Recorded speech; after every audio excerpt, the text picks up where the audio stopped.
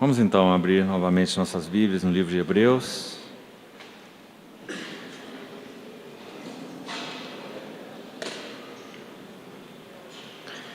Capítulo 4, verso 14.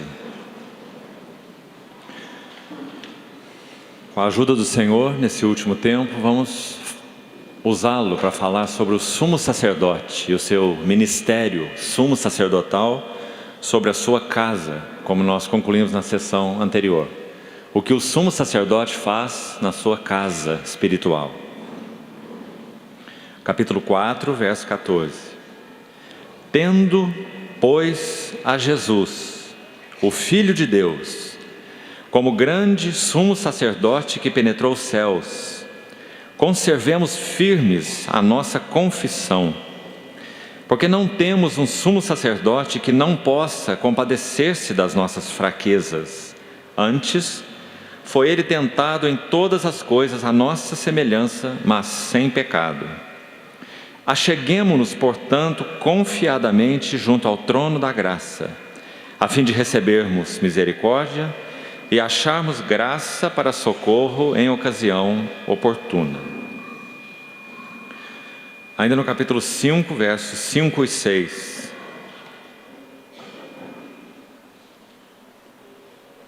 Assim também Cristo a si mesmo não se glorificou para se tornar sumo sacerdote, mas aquele que lhe disse: Tu és meu filho, eu hoje te gerei, também diz em outro lugar: Tu és sacerdote para sempre, segundo a ordem de Melquisedeque.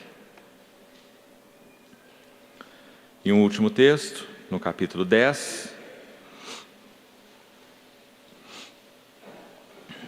verso 19, até o verso 25. Tendo, pois, irmãos, intrepidez para entrar no Santo dos Santos pelo sangue de Jesus, pelo novo e vivo caminho que Ele nos consagrou pelo véu, isto é, pela sua carne, e tendo grande sacerdote sobre a casa de Deus, aproximemo-nos, com sincero coração, em plena certeza de fé, tendo os corações purificados de uma má consciência e lavado o corpo com água pura. Guardemos firme a confissão da esperança sem vacilar, pois quem fez a promessa é fiel. Consideremo-nos também uns aos outros, para nos estimularmos ao amor e às boas obras. Não deixemos de congregar-nos, como é costume de alguns. Antes façamos admoestações, e tanto mais, quanto vedes que o dia se aproxima. Senhor, mais uma vez, esperamos no Senhor Tua luz, Teu entendimento sobre Tua palavra. Socorre-nos e habilita-nos uma vez mais para podermos ouvir a Tua voz. Em nome do Senhor Jesus. Amém. Irmãos, muito do que significa esse ministério celestial do sumo sacerdote sobre sua casa está restrito ao livro de Hebreus. Não tudo, mas muito, a maior parte. É um livro particularmente dedicado a esse tema de Jesus, o sumo sacerdote. Quando nós lemos no capítulo 3, verso 1, para considerarmos atentamente o apóstolo e o sumo sacerdote da nossa confissão, nós dissemos aos irmãos que ele é intitulado de apóstolo naquele versículo, porque ele é o Filho enviado. É dito por João no seu evangelho que o enviado de Deus fala as palavras de Deus. Jesus é esse enviado com E maiúsculo, é o apóstolo com A maiúsculo, por ser aquele que em si mesmo é Deus. Quem me vê a mim, vê o Pai. Eu e o Pai somos um. Então esse é o apóstolo. Então quando esse apóstolo foi enviado, e o Verbo se fez carne e habitou entre nós, tendo completado a sua missão terrena, grão de trigo que caiu na terra para morrer, quão claro ele era sobre isso. Ele não veio aqui para ser um milagreiro, um expulsador de demônios, o grão de trigo veio para morrer e para revelar seu reino, sua glória, seu poder, sua autoridade. Então ele manifestou sua autoridade sobre doenças, sua autoridade sobre demônios, porque ele é o Senhor dos senhores. Mas a sua missão era uma só. 7 vezes no Evangelho de Lucas, a partir do capítulo 9 de Lucas, é dito que Jesus tinha uma resolução intrépida, manifestava até mesmo em seu semblante uma decisão intrépida de ir para Jerusalém. Os irmãos se lembram que ele passou por aquela aldeia de samaritanos, que não o recebeu, e a partir dali, Lucas, capítulo 9, registra 7 vezes essa ênfase, e caminhando e indo para Jerusalém, e indo para Jerusalém. Porque se o grão de trigo caindo em terra não morrer, fica ele só. Mas se morrer, produz muito fruto. E qual é o seu objetivo com esse fruto, segundo essa carta? Conduzir muitos filhos à glória. Então, quando ele cumpre o seu ministério apostólico, morrendo por nós, sua missão, ressuscita. Impossível que o santo de Deus fosse retido pela morte, os grilhões da morte não puderam segurá-lo. Permanece 40 dias dando testemunho 10 vezes da sua ressurreição. Aqueles que gostam do estudo da palavra, há algumas poucas obras lindas que falam sobre os 40 dias pós-ressurreição do Senhor. Ele apareceu 10 vezes depois da ressurreição, dando testemunho a classes distintas de pessoas. A primeira delas foi Maria Madalena, que nós já comentamos, e mais 9 vezes. Cristo triunfante, dando testemunho de sua ressurreição. Em cada instância nós temos um aprendizado. Essas 10 manifestações, 40 dias. Depois disso o Senhor foi ascenso. Só existe em inglês. Um é do A.B. Simpson. The 40 Days After Ascension. A A.B. Simpson é um deles. Então, após esses 10 dias, o Senhor derrama no Pentecostes o Espírito Santo. Quando, dessa posição exaltada, ele derrama o Espírito Santo, então ele assumiu a sua posição de sumo sacerdote. Desta posição, ele derrama o Espírito Santo. Por isso ele é, na linguagem de Hebreus, já lemos, sumo sacerdote sobre a casa de Deus. Acabamos de ler no capítulo 10. Tendo grande sacerdote sobre a casa de Deus, aproximemo-nos com sincero coração, plena certeza de fé, e etc., que vamos agora mesmo estudar. Então, o ofício sumo sacerdotal de Cristo não se encerrará enquanto a plenitude do propósito de Deus para a igreja não estiver cumprida. Ele levará o seu ministério sumo sacerdotal a cabo quando ele tiver com ele muitos filhos em glória. Isso é muito importante. Então ele permanece como sumo sacerdote que vive para interceder por nós. Capítulo 7, 25, que já comentamos ontem, esse versículo. Então vamos ver alguns elementos, não vai ser possível ver todos, é claro, em um período, mas alguns elementos desse ministério sumo sacerdotal maravilhoso do nosso Senhor Jesus. O primeiro deles aqui no capítulo 4, verso 14, onde nós começamos. Diz assim, que ele é Jesus, ele é o Filho de Deus e ele é o grande sumo sacerdote que penetrou os céus. Vamos rapidamente aqui para o capítulo 6, os versos finais, 19 e 20, para vermos o que significa penetrou os céus e quais são as implicações para nós. Capítulo 6, verso 19. A qual é a nossa esperança proposta. Última frase do verso 18. Essa esperança proposta nós a temos por âncora da alma. Âncora da alma. Que expressão linda, sugestiva. Nós vamos ver por quê. Segura e firme. E que penetra além do véu. Esse é o ponto de vista de Hebreus, em particular a partir do capítulo 4, quando Jesus é enfatizado como sumo sacerdote. Ele é um sumo sacerdote que está além do véu. Que véu? Esse véu fala dessa separação espiritual entre Deus e tudo mais. Esse além do véu onde Deus está, só Deus está. É representado na terra por aquele santo dos santos do tabernáculo terreno, que o autor de Hebreus usa para fazer o contraste, dizendo: Cristo, capítulo 9, verso 23 em diante, Cristo não entrou em um santuário feito por mãos. Então, capítulo 9, lembra-se? Mas na presença de Deus, esse é o além do véu. O além do véu do capítulo 6 é chamado no capítulo 9 de presença de Deus. Para ser mais literal, presença imediata de Deus. Ou seja, quando o Senhor Jesus ascende, agora não só como Filho de Deus, mas também como Filho do homem, possuindo agora uma natureza que antes ele não tinha, ele a recebeu no ventre de Maria, o Verbo se fez carne, o Filho participou de carne e sangue, Hebreus capítulo 2.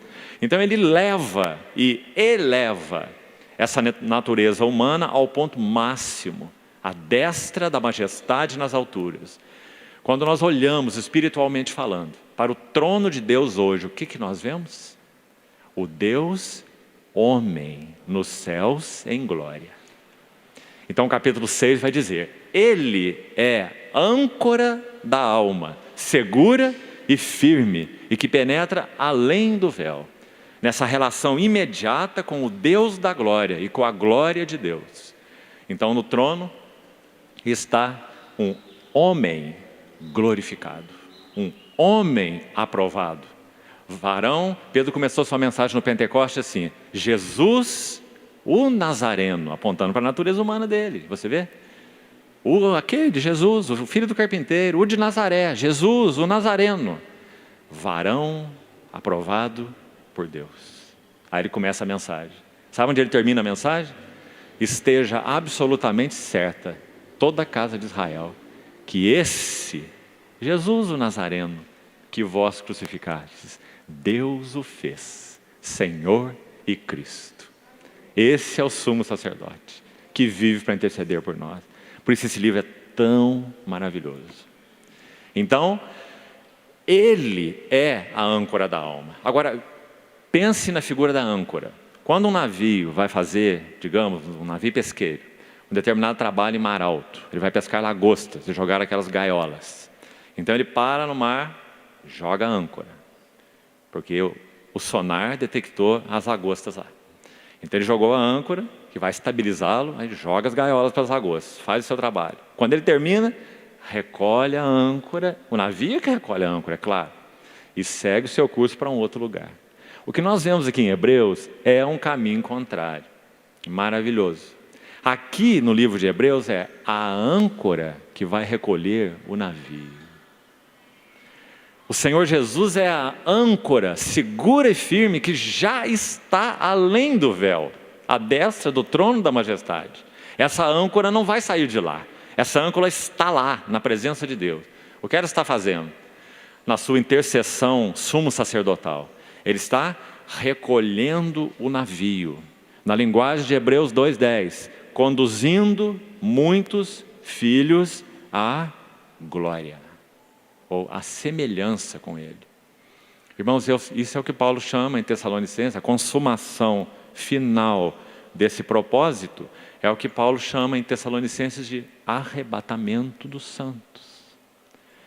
O arrebatamento dos santos nada mais é do que a conclusão do Senhor Jesus desse propósito maravilhoso. Em um abrir e piscar de olhos, nós os vivos, os que ficarmos, seremos transformados. O mortal será absorvido pela vida e o corruptível pela incorruptibilidade. Que maravilha! Esse será o fecho final, para que então o Senhor introduza o seu reino. Digamos numa segunda etapa, quando então todo olho verá, como um relâmpago do Oriente ao Ocidente, mas então os santos já terão sido arrebatados. Então o Senhor Jesus revelará a sua glória para toda a terra, e com seu cetro de ferro regerá todas as nações. Isso é o que o Novo Testamento chama de o reino do nosso Senhor Jesus Cristo, que devia ser uma ambição dos nossos corações, amando o Rei, servindo o Rei, estando com o Rei, sendo transformados na imagem do Rei, ganhando o caráter do Rei, participar com o Rei da nossa herança, de tudo que é dele. Irmãos, breve virá o dia em que as nações conhecerão o que elas anelam conhecer, mas não sabem: o Rei dos reis e o Senhor dos senhores. Um reino de justiça, um reino de paz, um reino do Senhor dos senhores, o soberano dos reis da terra, como João o chama no Apocalipse, o primogênito de entre os mortos, aquele que é, que era e que há de vir. Apocalipse 11, quando fala daquela abertura, ou aquele toque da 7ª trombeta, diz assim: os reinos do mundo, ou o reino do mundo, se tornou do nosso Senhor e do seu Cristo, e Ele reinará pelos séculos dos séculos. Que bendita esperança! E nesse tempo, qual é a voz para a igreja? Alegremo-nos, exultemos e demos-lhe a glória, porque são chegadas as bodas do Cordeiro, cuja esposa a si mesma já se ataviou. Já se ataviou. Amados irmãos, há uma impressão tão segura. Ontem compartilhávamos à tarde com os jovens também sobre isso. Tão segura nos nossos corações, de que nós nunca tivemos um alinhamento em todos os setores para a vinda de nosso Senhor Jesus, como temos tido nos dias atuais. Nunca. Primeiro que antes de 1948 era impossível ter, porque o povo de Deus, da aliança terrena de Deus, né, Israel, não estava nem reunido como nação. Mas a partir de 1948, muitas outras coisas aconteceram. E nesses últimos 2 anos, muitas outras. Então nunca tivemos uma clareza tão grande desse alinhamento como temos tido agora, quando olhamos para todos esses setores. Realmente a nossa impressão é como que o rei se levantando do trono e fazendo o seu último movimento de amor em direção à sua igreja. São 2 movimentos de amor, preste atenção. Um é o rei se levantando do trono em direção aos seus, ao que lhe interessa na terra, sua pérola de grande valor, pelo qual ele vendeu tudo para possuí-la, sua igreja. O rei e seu último movimento de amor. Na contraparte, o Espírito Santo e seu último movimento de amor. Por isso nós vamos ler em Apocalipse 22 assim: o Espírito e a noiva dizem: vem. E aquele que ouve, de novo, aquele que ouve, o que está distraído não, mas aquele que ouve, diga: vem. 2 movimentos de amor. Um é o movimento de Cristo Senhor em direção à sua igreja. O outro movimento é do Espírito que Ele enviou, o fiel Eliezer, para fazer o trabalho de preparar a sua noiva. Então, o clamor é do Espírito, percebido pela noiva. Então, a noiva une o seu clamor ao Espírito. Romanos 8. Não sabemos orar como convém, mas o mesmo Espírito intercede por nós sobremaneira, com gemidos inexprimíveis. E você lembra do contexto de Romanos 8? Onde esse versículo está, você lembra? A criação geme e suporta angústias até agora. E ela aguarda a revelação da glória dos filhos de Deus. Então, essencialmente falando, não é o clamor da igreja, é o clamor do Espírito na igreja, que pela fidelidade do Senhor tem encontrado reflexo no coração da igreja. Então a noiva clama junto com o Espírito, porque o clamor é do Espírito: vem. E nosso Senhor então, em breve, fará o seu último movimento, arrebatando os santos para Ele. Ah, irmãos, que o nosso coração gema como o Espírito geme. Que o nosso coração diga: Maranata, vem. Que o Senhor gere em nossas vidas um real desejo de sua vinda. Que o Senhor coloque num panorama correto os nossos projetos. Porque nós estamos às portas da vinda de nosso Senhor. Senhor, tem misericórdia de nós, em particular dos jovens, guardando os corações. Nós não paramos com nada. Nós somos pais, mães, temos filhos, somos patrões, somos empregados. Sim, as coisas continuam, mas que elas fiquem fora do nosso coração. Fora do nosso coração. Fiquem só ao redor de nós. Façamos as coisas o melhor que pudermos, para servir o Senhor naquilo que fazemos, para testemunhar o Senhor naquilo que fazemos. Mas, irmãos, oremos para que as coisas fiquem fora do nosso coração. 1 Coríntios 7, verso 29 em diante, diz assim: isto eu vos digo, irmãos, o tempo se abrevia. E o que resta é que não só os casados sejam como se não fossem. Que expressão interessante é essa? Está dizendo, não ache que casar, ter filhos e formar família é o supremo propósito de Deus. Não é. Não é. Que os casados sejam como se não fossem. Que aqueles que se alegram como se não alegrassem. Sabe o que a Bíblia quer dizer com isso? Cuidado com a sua alegria. Não deposite a alegria nas coisas que você possui.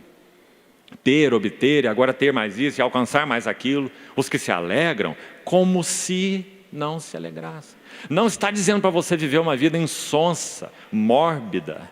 Nada disso. Está dizendo que a verdadeira alegria não está ali. Os que se alegram como se não se alegrassem. Os que choram como se não chorassem. Então você vê que temos que tomar cuidado com esse assunto também.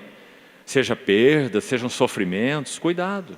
Nosso Deus é quem administra todas as coisas. Tudo para nós cristãos são lições para que conheçamos o Senhor melhor.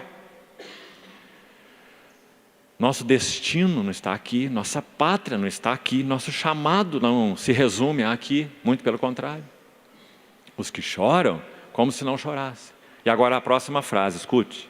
Os que compram, como se nada possuíssem. Sabe qual foi a palavra que o Espírito Santo escolheu para essa frase? Possuíssem, essa palavrinha no nosso português. Sabe qual é a palavra original? Literalmente. Os que compram, segurem essas coisas compradas com uma mão bem frouxa. Com uma mão bem leve.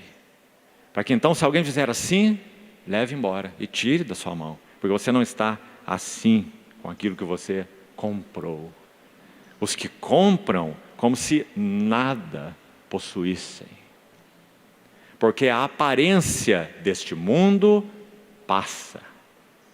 Isso é 1 Coríntios 7.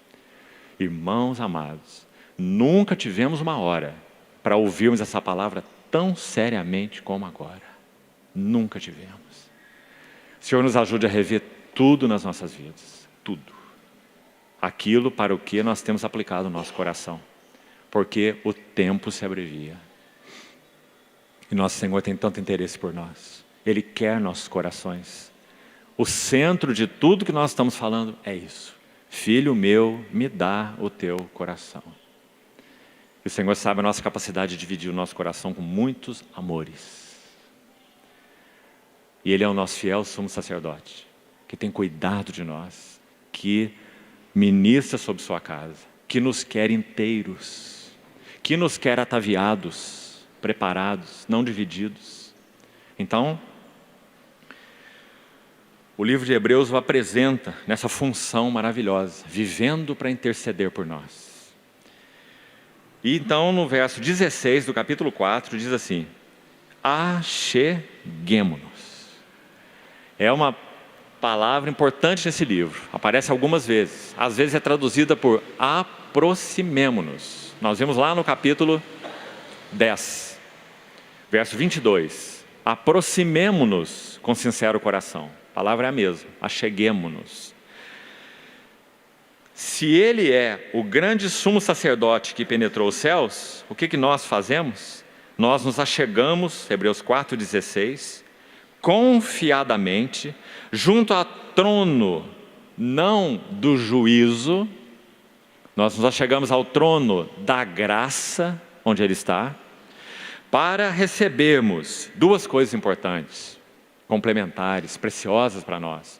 Primeiro, nós receberemos misericórdia. Misericórdia. Coração compassivo com nossa miséria, com nossa necessidade. Ele conhece. Sumo sacerdote. Misericordioso.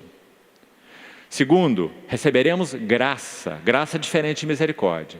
Misericórdia é Deus não nos dar o que merecemos. E o que nós merecemos é juízo. Graça é Deus nos dar aquilo que nós não merecemos. Compreendeu? Misericórdia é Ele não nos dar o que nós merecemos. E graça é Ele nos dar o que nós não merecemos. Então graça fala de suprimento. Graça é suprimento. É Deus nos dar o que nós não temos, mas que carecemos, para sermos supridos e habilitados. Então, diante do trono da graça, nós recebemos provisão. Para quê? Para tudo que nós precisamos.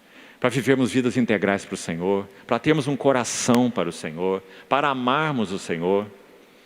Há uma oração que nós podemos e devemos fazer, se sentirmos então necessidade dela, na hora que nós estamos na nossa jornada cristã. Senhor, eu quero querer a Ti. Eu quero querer a Ti. O que quero querer significa? Significa que eu quero, mas meu querer é fraco. Então ajuda Tu o meu fraco querer. Isso é graça. É o Senhor vindo ao encontro do nosso fraco querer. Mas há um querer. Louvado seja o Senhor. E esse querer é sim produzido pelo Espírito Santo. Mas esse querer precisa crescer em nós. Esse querer tem que ter anuência nos nossos corações. Então nós oramos, Senhor, eu quero querer mais. Ajuda Tu na minha incredulidade. Supre-me com a Tua graça. Me conquista com Teu amor. Vence os Teus rivais dentro de mim. Me dá mais luz e clareza sobre meu próprio coração, sobre meus próprios caminhos, sobre meus interesses. Irmãos, para orarmos assim sinceramente, precisamos ter ousadia, coragem diante do Senhor. Não brincarmos um esconde-esconde com Deus, como fez Adão depois que pecou, né? Escondendo nas árvores do jardim. Mas o que Hebreus 4 diz é exatamente o contrário. Acheguemo-nos. E o capítulo 10, mesma coisa. Aproximemo-nos. E lembra qual é a primeira palavra lá? Com sincero coração. O livro nos encoraja a dar um basta nas nossas brincadeiras, ou no nosso esconde-esconde com Deus. Vamos levando e empurrando os assuntos para ver onde que vai dar, né? O livro nos exorta contra isso, dizendo, aproxime-se com sincero coração. Comece aí. Aproxime-se com sincero coração. Para você experimentar o que é graça, misericórdia, palavra viva que penetra, divide, separa. Comece aí. Aproxime-se com sincero coração. Então, esse é o verso 16 do capítulo 4.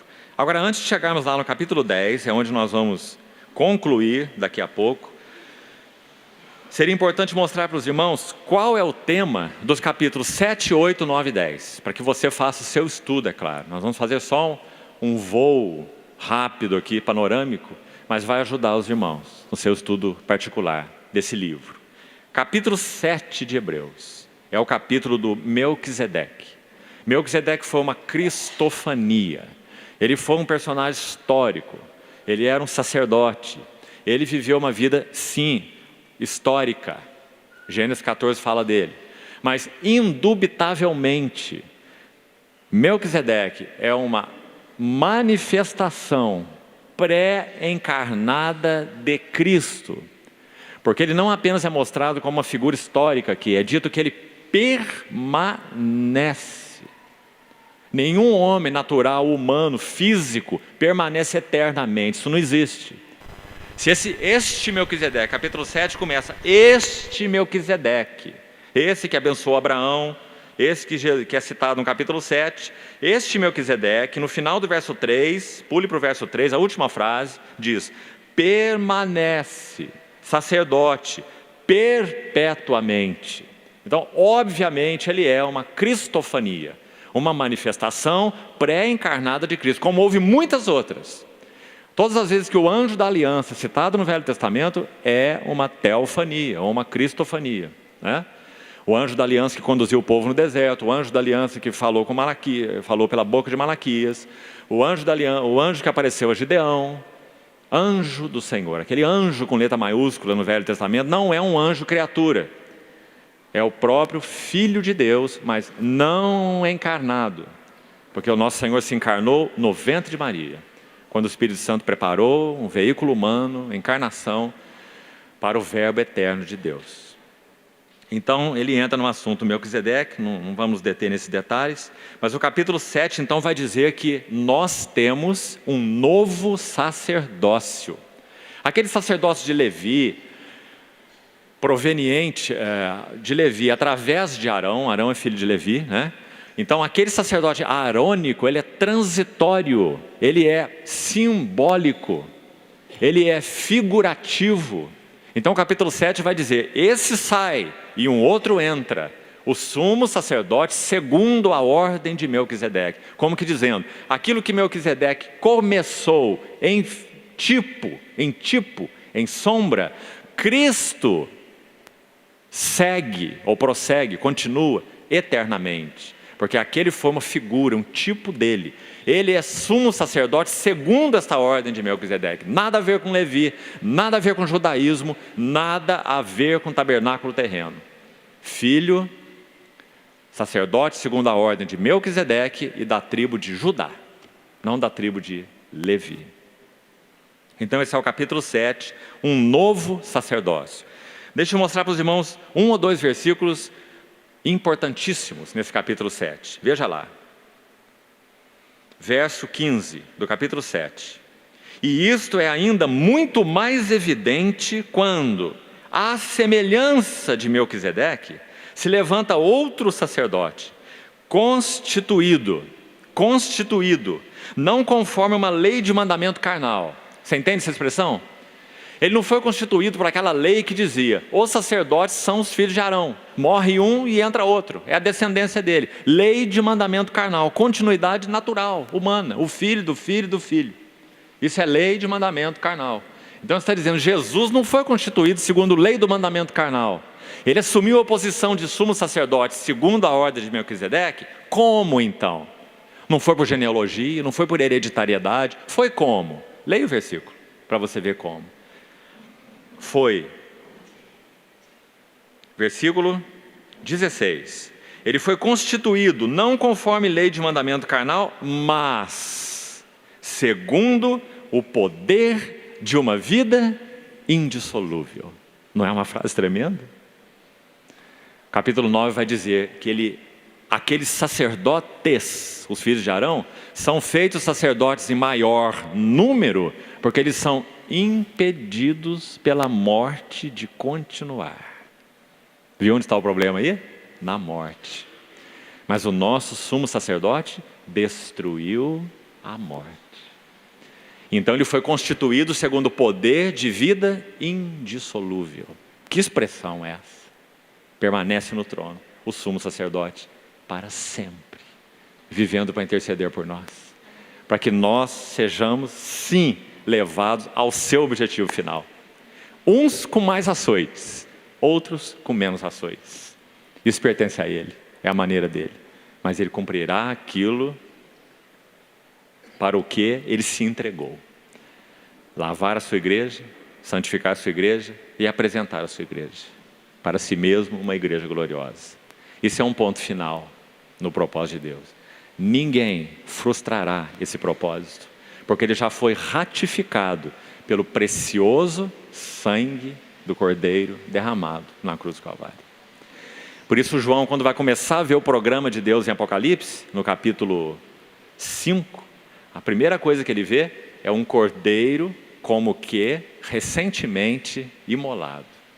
João tem a visão do Apocalipse mais ou menos 60 anos depois de Jesus já ter morrido e ressuscitado. 60 anos. E ele tem o privilégio de ter um véu rasgado na frente dos seus olhos, capítulo 4, quando ele ouve aquela voz assim: sobe para aqui, e eu te mostrarei as coisas que têm que acontecer. Olha as palavras do Senhor. As coisas que têm que acontecer. Sabe por que tem? Porque tem. Porque é o programa eterno de Deus, que já foi ratificado pelo sangue do Cordeiro. Então ele fala: João, sobe para aqui, eu te mostrarei. Então João estava do lado de fora, agora João está do lado de dentro. A cortina abriu. Aí João começa a ver o panorama. Sabe o que ele vê primeiro? Um trono. E alguém sentado no trono, no meio do trono, um cordeiro. Como foi imolado. A ideia ali é como que recentemente imolado. Que linda essa palavra, irmão. Porque ele vê o frescor do sangue de Cristo aos olhos de Deus. 60 anos depois de ter acontecido na história. Percebeu? Então sabe o que mais ele vê? Um livro. E João, ele diz, chorava muito. Porque de alguma maneira ele compreendeu que tudo que Deus tinha para desatar e mostrar do programa dele para o universo estava dentro do livro. Mas o livro era selado com 7 selos. E ninguém era digno de tomar o livro. E nem mesmo de olhar para ele. Então ele diz, um anjo forte me tocou e me disse: não chores. O leão da tribo de Judá, não de Levi, de Judá, a raiz de Davi venceu para abrir o livro. Viu que beleza isso, irmão? Venceu para abrir o livro. Ele venceu para dar execução àquilo que Deus tinha em seu coração. Invencível. Ele venceu para abrir o livro e desatar-lhe os selos. Então ele começa a desatar os selos. Cada selo que ele desata no céu, uma coisa acontece na terra. Você vê? Porque o rei trará o seu reino para a terra. Então ele desata um selo no céu e algo acontece na terra. O segundo selo no céu, algo acontece na terra e ele vai desatando os selos. Todos os selos. Até aquele 6º selo, que fala do período chamado a grande tribulação. Quando o sol se escurecerá, a lua se tornará como sangue, e o grande terremoto, e as estrelas, e etc. Chegando no processozinho quase final. Então, quando abre o último selo, vem aquelas trombetas, as 7. E aquela última trombeta é ouvida. Elas são rápidas em sucessão, uma após outra, muito rápidas. Até aquela última trombeta, que diz: o reino do mundo se tornou do nosso Senhor e do seu Cristo, e Ele reinará pelos séculos dos séculos. Essa é a cena que João viu, irmãos. Ele entrou antes de nós, ele viu antes de nós. Foi descortinado para ele. Então o Senhor falou: João, escreve as palavras da profecia desse livro, porque o fim está próximo. Bem-aventurados que leem, que ouvem e que guardam as palavras da profecia desse livro. E o livro termina dizendo: o Espírito e a noiva dizem: vem. Que livro mais maravilhoso. Pena que nós olhamos para o livro do Apocalipse e só vemos bestas e gafanhotos, não é? Ao invés de vermos o Cordeiro e a noiva. Então, capítulo 7, ele é o novo sacerdote, segundo a ordem de Melquisedeque, porque ele instituiu um novo sacerdócio. Capítulo 8. Capítulo 8 é o capítulo do novo santuário e da nova aliança. Teria que ser, não é? Você não acha que se há um novo sacerdote, segundo a ordem de Melquisedeque, ele tem que ministrar num novo santuário? Ou você acha que o novo sacerdote vai ministrar no santuário do Arão? O que você acha? Ele não tem nada a ver com Arão. Ele é o sumo sacerdote que penetrou os céus. Então ele ministra em um outro santuário. Então, olha como começa o capítulo 8. Ora, o essencial, vê como ele é importante? Tudo que foi dito até aqui, esse é o suprassumo, é o que o autor está dizendo. O essencial das coisas que nós temos dito é, vamos ver o que é essencial? Nós possuímos. Ah, que palavra mais linda, irmão. Ele é nosso. Nós possuímos. O mundo não. Nós sim. sumo sacerdote nosso, orando em João 17, ele disse assim: não intercedo pelo mundo, mas pelos que me deste do mundo, porque são teus. Aí você poderia pensar: o que será que é isso? O Senhor não quer nada com o mundo, não ama o mundo, mas Deus amou o mundo de tal maneira que deu seu Filho. São duas coisas separadas. O Senhor Jesus deu sua vida para a salvação de todo que crê. Isso é um. Mas dois, Ele intercede só pelos que creem. Ele não tem como interceder pelos que não creem. Ele só realiza intercessão pelos que creem. Os que não creem precisam de salvação. Os que creem precisam de intercessão. Então ele diz: não intercedo pelo mundo, mas intercedo pelos que me deste do mundo, porque eles são teus. Pai, guarda-os no nome que me deste, para que eles sejam um como nós somos. Eu em ti, tu em mim, eles em nós, para que vejam minha glória, que me conferiste, porque me amaste antes da fundação do mundo. São algumas palavras do Senhor naquela oração chamada sumo sacerdotal. João 17 é muito importante para o estudo de Hebreus, porque quem ora lá é o sumo sacerdote, Senhor Jesus. João 17 é chamado por alguns servos do Senhor de o santo dos santos da Bíblia. Você tem que ler João 17 de joelhos, porque você vai ver o sumo sacerdote orando. É só ele e o seu Pai, só ele e o seu Pai, Deus o Pai, Deus o Filho, em João 17. Então ele vai falar sobre qual é o interesse dele como filho e vai mostrar qual é o interesse do Pai. João 17, que capítulo aquele. Ele vai concluir lá no verso 24 dizendo isso: Pai, minha vontade, vontade do Filho é: onde eu estou, estejam comigo os que me deste, para que vejam a minha glória. Glória que me conferiste porque me amaste antes da fundação do mundo. Que coisa mais preciosa, irmãos. Que a palavra do Senhor ganhe os nossos corações para esse sumo sacerdote. Esse é o nosso lugar. Ele morreu para purificar para si mesmo, nós já lemos esse texto, Tito 2,14, um povo exclusivamente seu, zeloso de boas obras. Exclusivamente significa estando em torno de si. Para isso ele morreu. Não morreu apenas para perdoar pecados nossos, não morreu apenas para nos justificar, não morreu apenas para nos livrar da ira vindoura, não morreu apenas para nos salvar do inferno, nos morreu para nos ter em torno de si. Exclusivamente seu. Graças ao Senhor. Que Ele alcance no nosso coração o que Ele alcançou em Maria. Um relacionamento particular com Ele.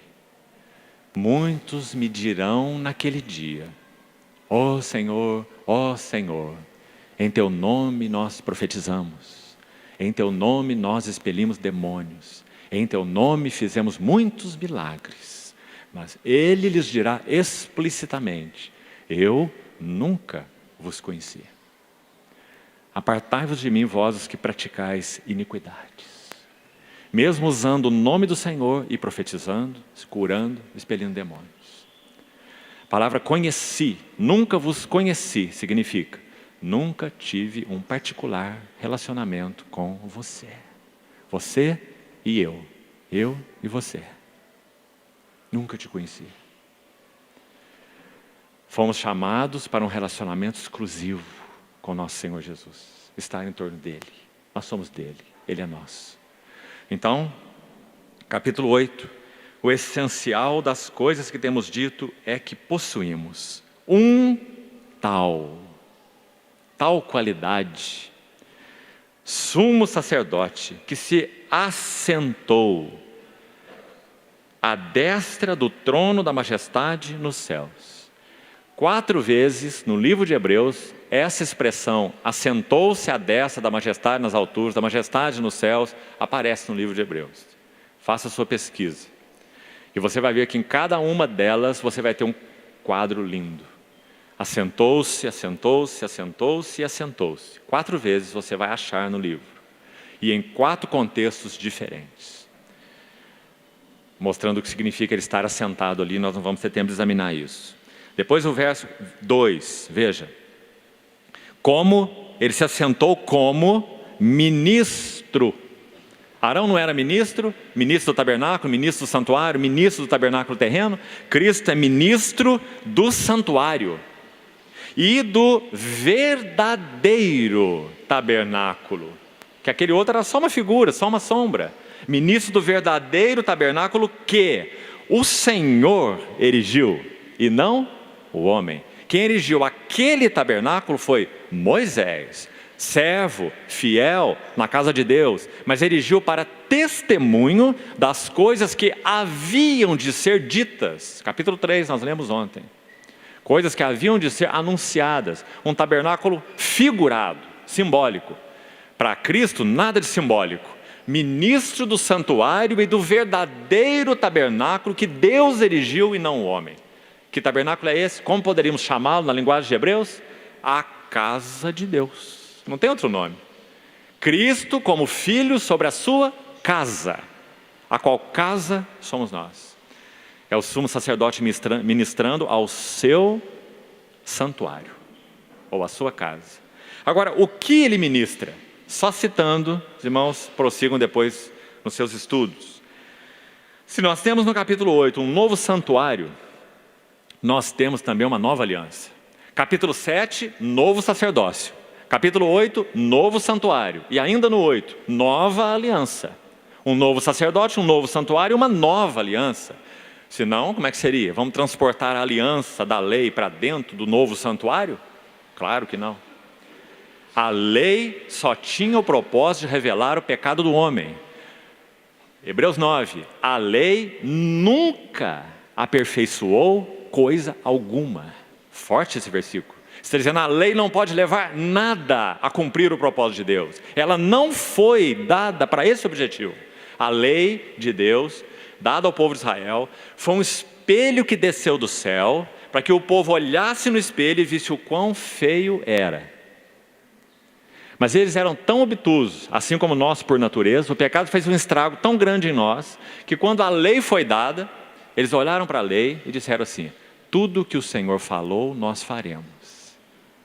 E daí a alguns dias, eles estavam quebrando a lei e levantando um bezerro de ouro para adorá-lo. Então Paulo vai dizer em Romanos 5, pela lei vem o pleno conhecimento do pecado. Pela lei não vem a graça, pela lei não vem a salvação, mas a lei é muito importante. Se nós tivéssemos um contato maior com a lei, especialmente aqueles que ainda não creem, seria muito bom, muito importante. Primeiro a lei, depois a graça. Para que ficasse claro para nós quem nós somos. Pecadores depravados. É o que a Bíblia ensina. Pecadores depravados. Você acha forte essa palavra? A da Bíblia é mais forte. A nossa melhor do português é depravado. A da Bíblia é mais forte que depravado. É só você ler Romanos capítulo 1. A lista descrita no final de Romanos capítulo 1. Então, irmãos, esse sumo sacerdote ministra ao seu santuário, à sua casa. Agora, o que ele ministra nessa nova aliança? Vamos olhar rapidamente. Verso 10 do capítulo 8. Esta é a aliança que firmarei com eles naquele dia, diz o Senhor. Porque no verso 9, ele diz, eles não atentaram para a minha aliança e eu não continuei com eles, não atentei para eles, final do verso 9, diz o Senhor. Né? Então no verso 10 ele diz, esta é a aliança que firmarei com a casa de Israel depois daqueles dias, diz o Senhor. Qual é então a nova aliança? Que esse novo ministro do verdadeiro tabernáculo ministra ao seu santuário, à sua casa. Primeiro, ele iria imprimir nas suas mentes as suas leis. Que maravilha! Isso na linguagem de João, primeira epístola de João, ele diz assim, a unção que permanece em vós vos ensina a respeito de todas as coisas. Nós não teríamos uma lei escrita pelo lado de fora, nós teríamos uma lei, uma palavra escrita pelo lado de dentro. O Senhor tomaria sua palavra santa e imprimiria em nosso coração para que sejamos governados por essa lei interior. Sua palavra no nosso coração.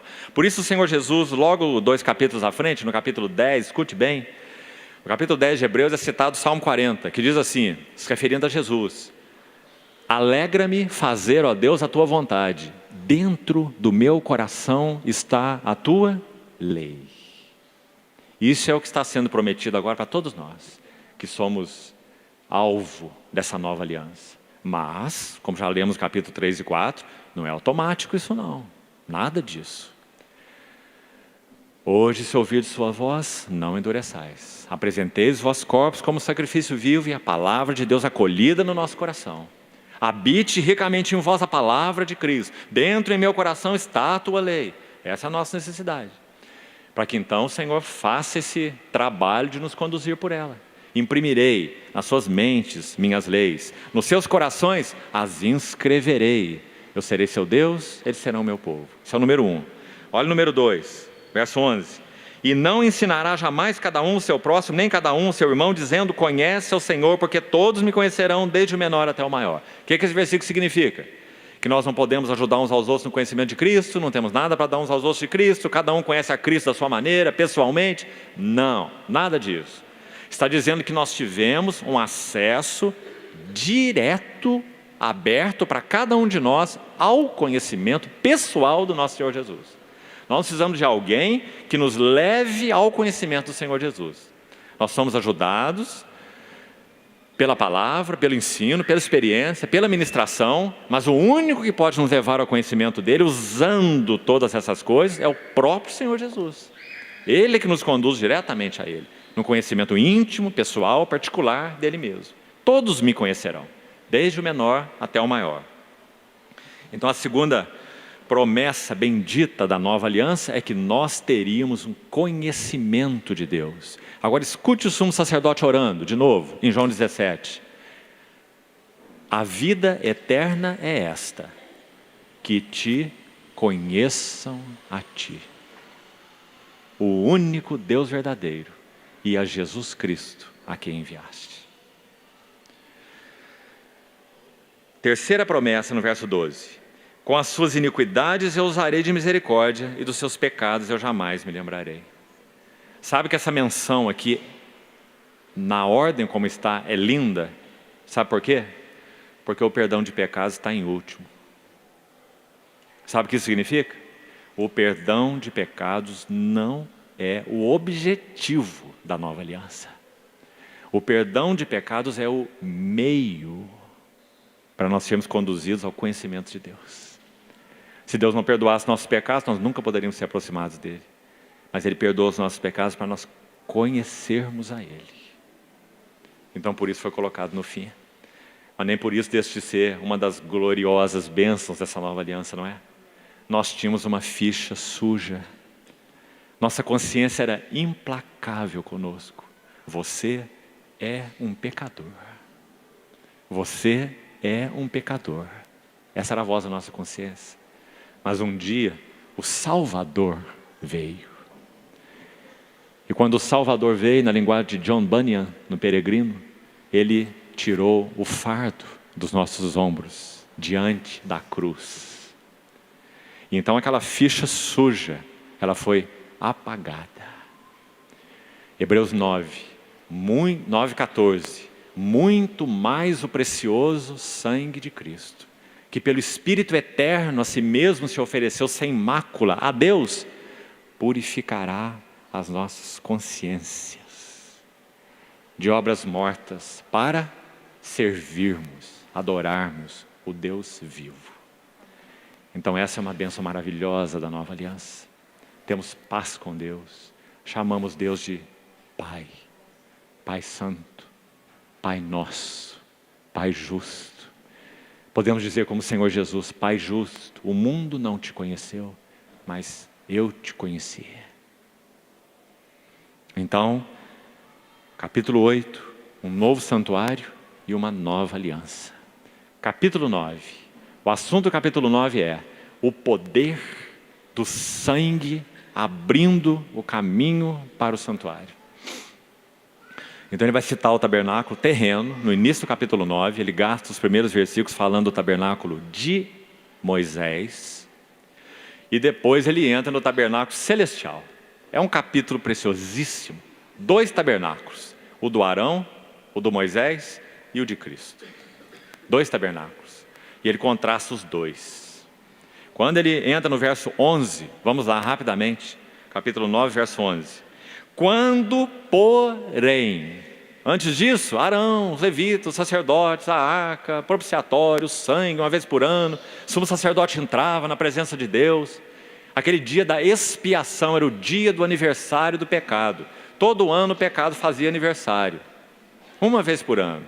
E o sumo sacerdote levava o sangue para dentro do Santo dos Santos, e o pecado era perdoado para mais um ano.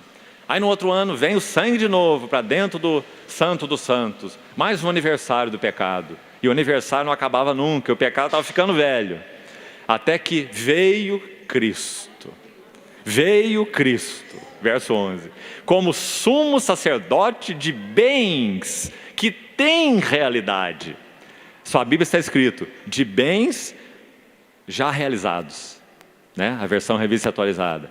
Cristo, quando porém veio Cristo, como sumo sacerdote de bens que tem realidade. Você entendeu o versículo? Está dizendo que aqueles bens de Arão, de Moisés, não têm realidade. Eles são símbolos, figuras, tipos, não têm substância. O Senhor Jesus tem a substância. Ele é o sumo sacerdote. Os outros o representam. Quando veio Cristo, sumo sacerdote dos bens que tem realidade, o que ele fez? Mediante o maior e mais perfeito tabernáculo, não feito por mãos, quer dizer, não desta criação, não por meio de sangue de bodes, sangue de bezerros, está vendo aí? Mas sim, pelo seu próprio sangue. Ele entrou no santo dos santos, uma vez por todas, tendo obtido uma eterna redenção. Irmãos, como o Espírito Santo consegue em um versículo colocar tanta coisa? Nós lemos, quase perdemos o fôlego, não é? Um versículo, ele colocou tanta coisa. Resumido, só ele pode fazer isso. O mestre dos mestres, Espírito Santo, né? Então, ele vai dizer, portanto, se sangue de bode, de touros e uma cinza de novilha, a novilha vermelha, famosa lá de Números, ela é aspergida sobre os contaminados, ela os santifica quanto à purificação da carne, porque era externa, era no corpo, era cerimonial. Vai lá, se lava, e volta, e cultua, e lava de novo, e peca de novo, e vai, e vem. Essa era a velha aliança, mas agora não. Então, muito mais, verso 14, o sangue de Cristo, que pelo Espírito eterno a si mesmo se ofereceu sem mácula a Deus, purificará a nossa consciência de obras mortas para servirmos o Deus vivo. Verso 23 desse capítulo. Era necessário, porque era tipo, era sombra, figura, não tinha como permanecer. Era necessário, portanto, que as figuras das coisas que se acham nos céus, aquelas lá de Moisés, se purificassem com tais sacrifícios, sangue de bode, de cordeiro, de touro. Mas as próprias coisas celestiais, com sacrifícios a eles superiores. Porque Cristo não entrou em santuário feito por mãos, tabernáculo de Moisés, figura do verdadeiro, porém no mesmo céu, para comparecer agora por nós diante de Deus. Você quer saber o que é céu? Como que a Bíblia define céu? Está aí tudo num versículo só. Céu é diante de Deus. É onde Deus está. Se o Senhor Jesus estivesse no inferno, é para lá que nós queríamos ir. Porque onde Ele está é céu. Porque Ele é a glória. O céu só é céu porque Ele está lá. Se Ele saiu de lá, nós só vamos ter anjos. Nós não queremos saber de anjos, não. Nós queremos o sumo sacerdote, Ele, o Senhor. Então, verso 25. Nem ainda para se oferecer a si mesmo, muitas vezes, como o sumo sacerdote, cada ano entra no Santo dos Santos com sangue alheio. Olha aí o aniversário do pecado. Ora, nesse mesmo Ora, nesse caso, seria necessário que ele, Jesus, tivesse sofrido muitas vezes desde a fundação do mundo. Agora, porém, ao se cumprir os tempos, ele se manifestou uma vez por todas, para aniquilar, pelo sacrifício de si mesmo, o pecado. E assim, como aos homens está ordenado morrer uma só vez, depois disso o juízo, assim também Cristo, tendo oferecido uma vez para sempre. Essa palavra é recorrente no livro de Hebreus. Uma vez, uma vez, uma vez, uma vez. Uma vez por todos, uma vez para sempre, para se referir a Cristo. E para os sacerdotes do passado, você vai ver muitas vezes, muitas vezes, muitas vezes. Uma vez para sempre, para tirar. A palavra aqui é carregar em si. Para tirar, carregar em si os pecados de muitos.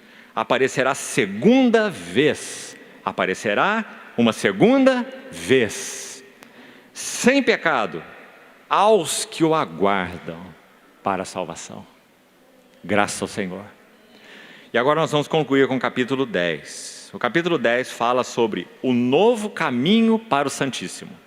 Então, veja a sequência. 7, novo sacerdócio e novo sacerdote. 8, novo santuário e nova aliança. 9, o poder do sangue abrindo o caminho para o novo santuário. 10, o novo caminho para o santuário. Como nós vamos andar nesse novo caminho? Como nós vamos entrar nesse santuário? É óbvio que isso é espiritual, não é? Nossa experiência espiritual na nossa relação com o Senhor. Ele é nosso sumo sacerdote, nós somos seus sacerdotes, nós estamos com Ele, Ele está conosco. Ele é o sacerdote sobre a sua casa, nós somos a sua casa, nossa comunhão com Ele, como indivíduos e como igreja. Como nós vamos entrar no Santo dos Santos? Então, aí nós vamos terminar, verso 19. Tendo, pois, irmãos, intrepidez para entrar no Santo dos Santos, número 1, pelo sangue de Jesus. Simples, direto, objetivo, mas muito importante ouvir de novo essa voz. Porque nós somos tão complexos, nós somos tão voltados para nós mesmos, nós somos tão complicados na nossa relação com o Senhor, que nós queremos usar outras bases para nós acessarmos essa comunhão com o Senhor. Obras, quem sabe um dia maravilhoso que nós tivemos de comunhão com o Senhor, de testemunho. Então nós temos aquela base para entrarmos na presença de Deus com ousadia. 0, valor 0. Nós sempre entramos com a base do precioso sangue do Senhor Jesus. Sempre. Não importa nem o que somos e nem o que fazemos, em si mesmo. Essa é a base para entrarmos. Agora, nós não entramos de qualquer maneira. Nós que já pertencemos ao Senhor, habitados pelo Espírito Santo, sabendo que só podemos conhecê-lo, servi-lo, ministrar a Ele, estar com Ele, se nós temos consciências purificadas. Ele já vai entrar nisso aí já já. Então, nesse acesso, o Espírito Santo está presente. É o Espírito Santo que torna real o sangue de Cristo. É o Espírito Santo que nos convence do que nós somos. Então, confissão de pecados. Se confessarmos os nossos pecados, Ele é fiel, justo para nos perdoar os pecados, nos purificar de toda injustiça. Se andarmos na luz, como Ele na luz está, mantemos comunhão uns com os outros e o sangue de Jesus nos purifica de todo pecado. Não é um entrar leviano, não é um entrar descomprometido, não é um entrar responsável. Podemos ser envolvidos dessa maneira emocionalmente, mas não temos nenhuma realidade espiritual nessa entrada.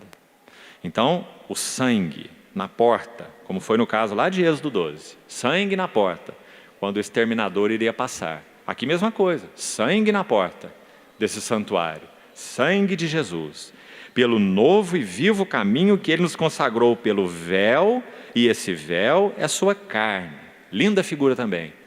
Quando nosso Senhor Jesus foi rasgado no seu lado, na cruz do Calvário, só João registra, você lembra o que aconteceu? Do seu lado saiu sangue e água. E João é tão enfático nisso, que ele diz assim: aquele que isto viu, testifica que é verdadeiro, sendo verdadeiro o seu testemunho. João tem uma preocupação com a água e sangue. Ele repete na sua epístola: há 3 que dão testemunho na terra: o Espírito, a água e o sangue. Esses 3 são um. Interessante, não é? Porque sangue fala de expiação. Onde não há derramamento de sangue, não há remissão de pecados. Hebreus, capítulo 7. E água. Água fala de regeneração. Quem não nascer da água e do Espírito não pode entrar no reino de Deus. Então João reforça essas duas coisas. Então, caminho que foi aberto pelo véu, isto é, pela sua carne. Ou seja, quando o Senhor Jesus foi rasgado na cruz do Calvário, derramou seu precioso sangue, nós obtivemos expiação e nós obtivemos regeneração. Ele não só perdoou nossos pecados, como Ele repartiu conosco a sua própria vida. Então agora nós temos Cristo como nossa vida. Colossenses 3, 1 a 4, um verso específico lá diz assim: e quando Cristo, que é a nossa vida, se manifestar, nós seremos manifestados com Ele em glória. Então, caminho consagrado pelo véu, a sua carne. Verso 21. E tendo grande sacerdote sobre a casa de Deus, aproximemo-nos, a mesma palavra de 4,16, acheguemo-nos, aproximemo-nos com sincero coração, foi onde que nós falamos então, comecemos por aí, um coração verdadeiro com Deus, que o Senhor sonde as profundezas de nosso coração, que nós nos sintamos diante do Senhor como filhos, nessa posição honrosa, de poder abrir para Ele nosso coração, porque Ele conhece tudo sobre nós, que nem nós conhecemos. Então aproximemo-nos com sincero coração, oração de Davi no Salmo 139, os 2 últimos versículos. Que importante nesse assunto. Sonda-me, Deus, conhece meu coração, prova-me, Deus, conhece meus pensamentos, vê se há em mim algum caminho mau e guia-me pelo caminho eterno. E se aproximar-se com sincero coração. Depois diz plena certeza de fé, porque nós temos um sumo sacerdote que pode se compadecer de nossas fraquezas, que foi tentado em todas as coisas. Então plena certeza de fé, plena segurança. Corações purificados de uma má consciência. Irmãos, aqui tem uma chave tremenda para a nossa vida cristã. Paulo chega a dizer para Timóteo assim: Timóteo, mantenha na sua carreira com Deus 2 coisas, Timóteo, não uma só. Timóteo era um jovem, Paulo era um velho no Senhor. Então ele diz: Timóteo, olhe 2 coisas: fé, ou seja, união com Cristo, permaneça em Cristo, mas também consciência. Mantendo fé e boa consciência, porque alguns vieram a rejeitar uma boa consciência e naufragaram na fé. O que você acha, irmão? Muito importante. Acho que poderíamos explicar assim, nosso entendimento sobre isso. A consciência é uma função do espírito humano, não é da alma humana. A alma humana são os pensamentos, os sentimentos e os desejos. A mente, a vontade, as emoções. Isso é a alma. Consciência é uma função espiritual. Em Romanos 2, Paulo fala que a consciência do mundano testemunha com ele que ele está fora dos caminhos do Senhor. Romanos 2. Testemunhando-lhes a sua consciência e os seus corações. Então você vê que coisa é a consciência, um instrumento de Deus, um órgão de Deus no espírito do homem, todo homem. A consciência testemunha a ele mesmo sobre os seus caminhos. Isso é evidente, não é? Agora, como funciona no cristão? A nossa consciência, nós fomos regenerados, recebemos do Senhor um novo coração. O Espírito Santo tem um acesso direto a essa consciência para antes que o processo passe pela nossa alma, pensamentos, sentimentos, desejos, o Espírito Santo já tocou a consciência. Então às vezes você não sabe bem por que você está incomodado em fazer alguma coisa, mas você sabe que não deve fazer esta coisa. Porque o Espírito Santo tem acesso direto à nossa consciência. Então Paulo diz: Timóteo, preserve fé e boa consciência. Porque alguns rejeitaram a boa consciência e vieram a naufragar na fé. Em Hebreus, o autor de Hebreus 13:18, se não me engano, Hebreus 13:18, diz assim: orai por nós, porque estamos persuadidos de termos uma boa consciência. desejando em todas as coisas viver condignamente. Não é interessante? Paulo escreve aos Coríntios dizendo assim: nós, ministros de Cristo, nos recomendamos a consciência de todo homem. Olha a ousadia dele. Você vê? Quanta coisa a Bíblia fala sobre a consciência, irmãos. Como sendo esse órgão no qual o Espírito Santo tem um acesso direto para falar aos nossos corações. Coisas que às vezes depois são decifradas pelos nossos pensamentos, pelo nosso entendimento. Graças a Deus. Por isso diz, purificados de toda má consciência. Não permita que nada que esteja incomodando você fique com você. Leve isso ao trono da graça e ao sumo sacerdote. E diga: Senhor, o que é isso? O que é isso? Me fala, me ensina, me mostra. Algo que te ofende, Senhor? Algo que te não satisfaz? Tudo que não satisfaz a Ele, não satisfaz a nós. Tudo que não realiza a Ele, não realiza a nós. O que nós chamamos de satisfação e de realização é momentâneo. Não é final. Não tem substância.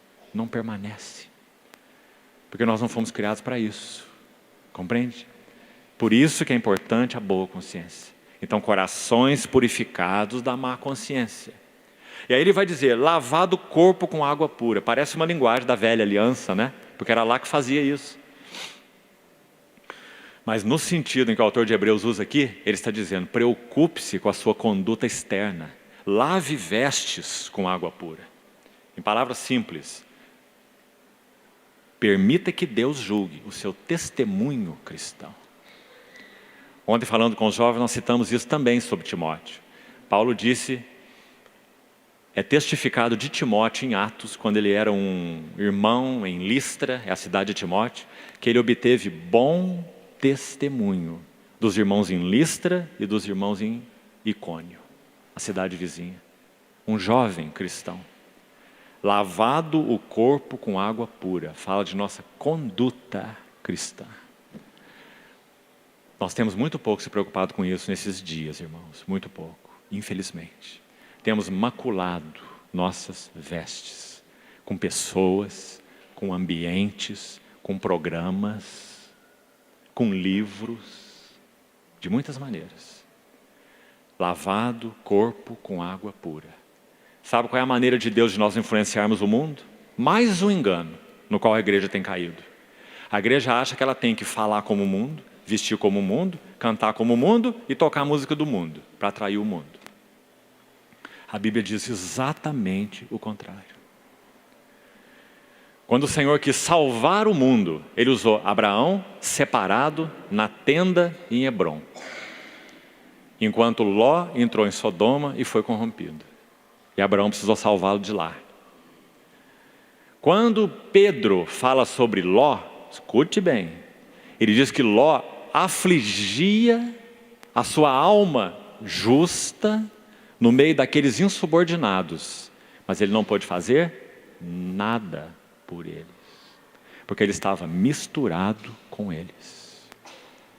Quem pôde fazer algo por eles foi Abraão, que estava separado nas suas tendas e conhecia Deus. Foi para Abraão que Deus disse, eu vou ocultar para Abraão o que eu estou para fazer, e o cego do Ló, embora aflito na sua alma justa, é a palavra que Pedro usa, confira lá na Epístola de Pedro se quiser, 2 Pedro. No meio dos insubordinados, ele não podia fazer nada. Ló não era um intercessor por eles, Ló não tinha nada para dar para eles, Ló não influenciava eles, porque Ló estava mestiço, misturado com Sodoma e o que Sodoma era. Isso parece muito a cristandade atual.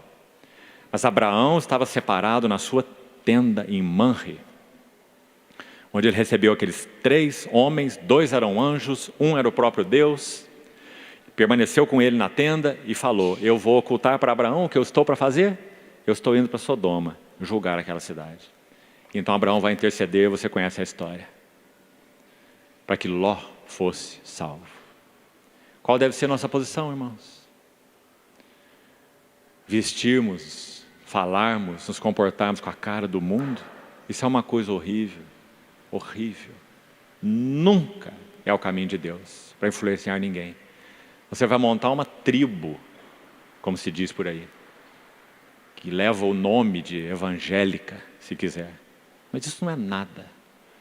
Não tem conversões, não tem realidade, não tem nada. Não tem nada. Se nós queremos influenciar o mundo, nós temos que estar separados do mundo em espírito, em mentalidade, em atitude, em comportamento e tudo mais. Mas estamos no mundo. Mas cuidado com esse no mundo. Muito cuidado. Nosso Senhor também estava no mundo. Mas Ele disse, o príncipe do mundo não tem nada em mim.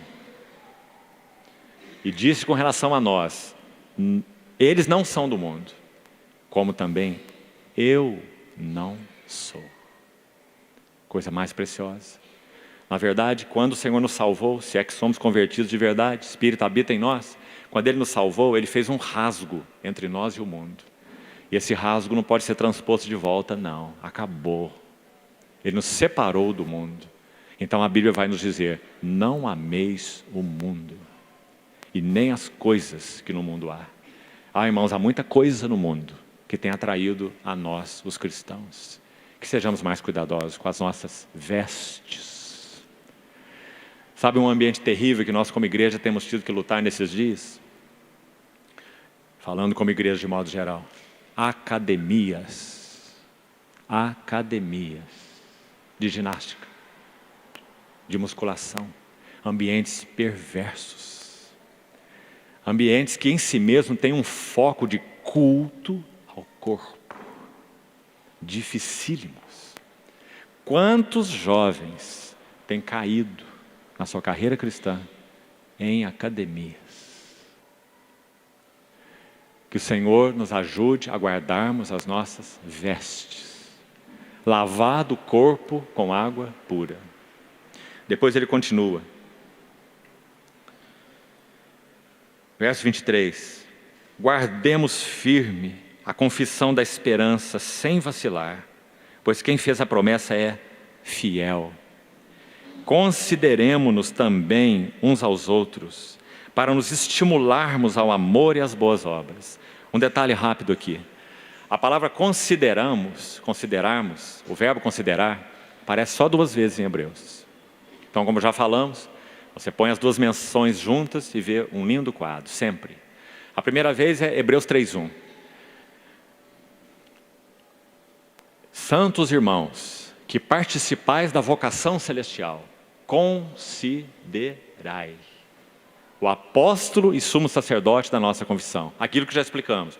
Coloque seu telescópio, fixe no Senhor Jesus e olhe firmemente para Ele, o autor e consumador da fé.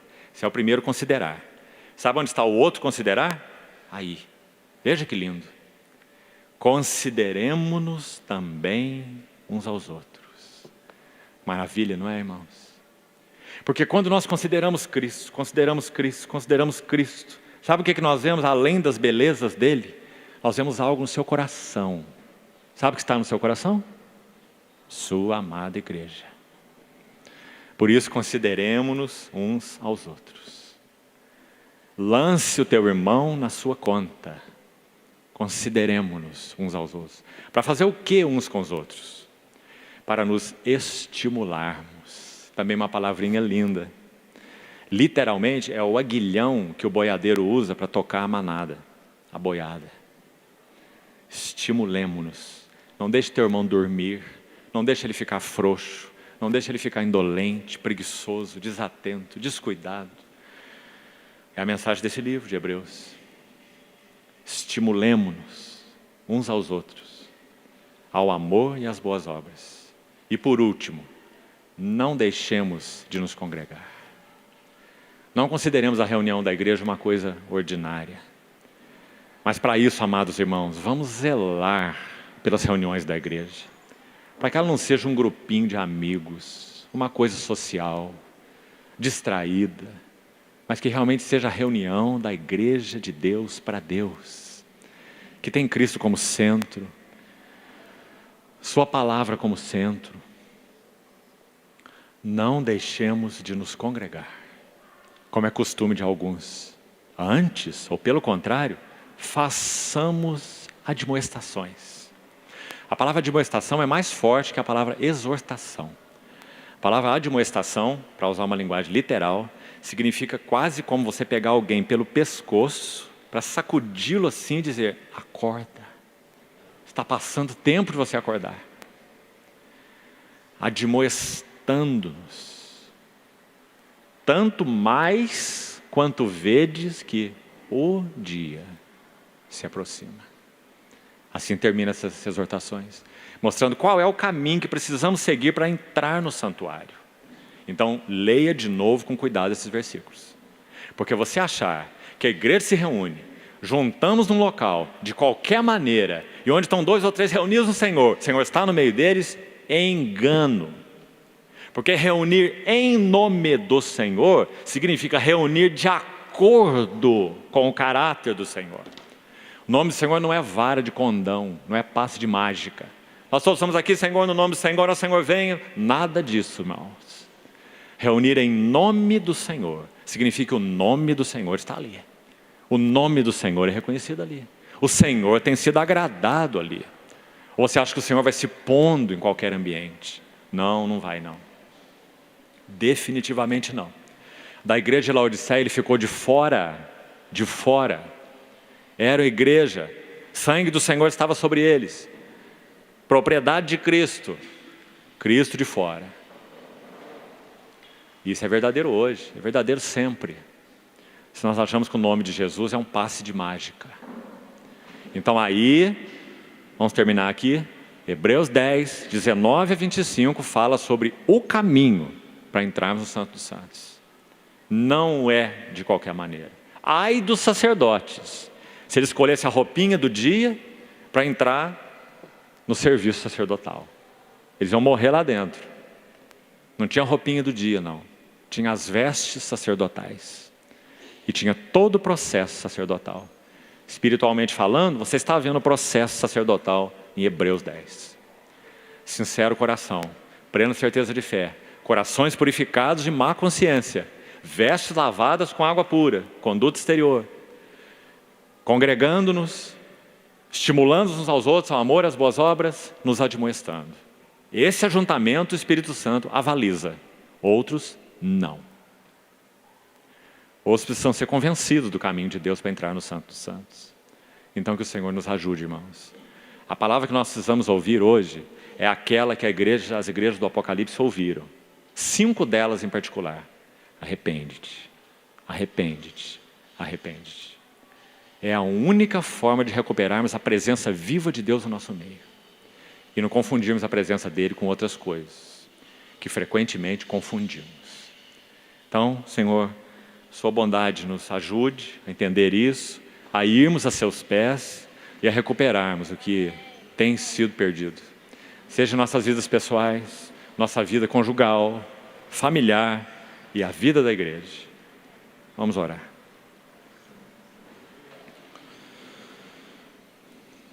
Senhor, obrigado, porque reconhecemos o zelo do Senhor pela casa do Senhor.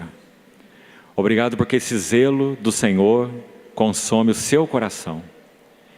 E porque tem, por sua graça, também consumido os nossos corações. Queremos zelar por tua casa como o Senhor zela por ela. Purifica-nos, Senhor. Nos dá plenas condições de sermos cooperadores íntegros e integrais teus. Ajuda-nos naquilo que carecemos, Senhor. Envia a tua luz e a tua verdade, para que nos guiem, nos levem ao teu santo monte, aos teus tabernáculos. Ajuda-nos quanto a guardarmos nosso coração, consciência e vestes para ti. Que respondamos ao clamor do teu Espírito, em realidade e com consistência. Ora vem, Senhor Jesus. Entregamos a ti mais uma vez, Senhor, tua palavra compartilhada, para que o Senhor mesmo possa nos ensinar, nos falar e administrá-la no nosso coração, segundo tua graça e teu poder. Em nome do Senhor Jesus. Amém.